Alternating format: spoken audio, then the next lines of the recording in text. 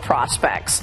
Texas has created almost 1/3 of all new private sector jobs in the U.S., adding 1.5 million jobs just over the past 7 years. Earlier, I spoke with Texas governor and presidential candidate Rick Perry and asked him what's driving Texas's job growth.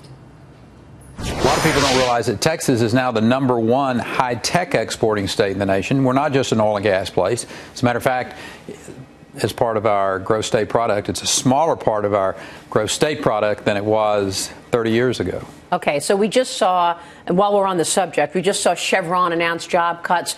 Do you expect that we are going to see more fallout from this decline in oil prices in the form of job cuts, recognizing that Texas is a lot more than just oil? Sure.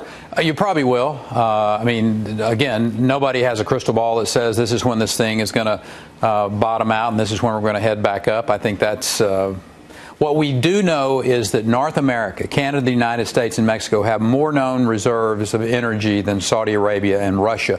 And it makes sense for us to have a North American strategy. That's the reason it was so important from my perspective for us to open up the XL pipeline, send a message to our #1 trading partner, our good friend Canada, that we want you to be our partner, we want to do business with you, and Mexico as well. That Barnett Shale runs all the way down into Mexico. They changed their constitution over the course of the last 18 months to allow for the private sector exploration down there. So North America can have a very powerful energy sector. As a matter of fact, we can be the energy capital of the world in North America, and what goes on in some of the other regions of the world becomes less and less contentious for us. So I'd rather get my energy from Canada than from Venezuela or some mullah in the Middle East. Yeah, how about Iran? Let's talk about that for a moment, because the president is saying pretty adamantly any challenge to this Iran deal will be vetoed. Is there even a chance that Congress can overturn this? Well, I think Congress can engage in this, and particularly on the money side. There's $150 billion that's going to head back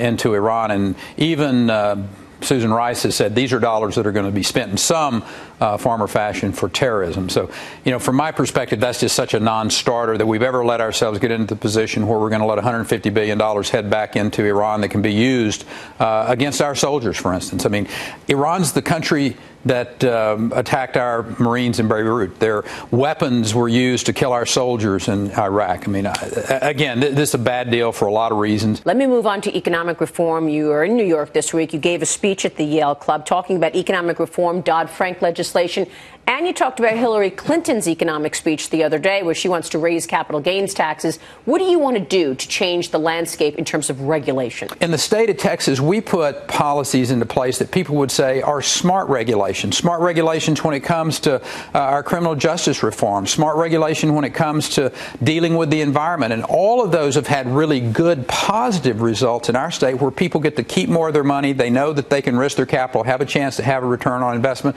You know, we created 1.5 million jobs in Texas from the end of 2007 through 2014, while the rest of the country lost 400,000 jobs. That's the type of record that I will suggest to you that Americans are looking for as someone to lead this country.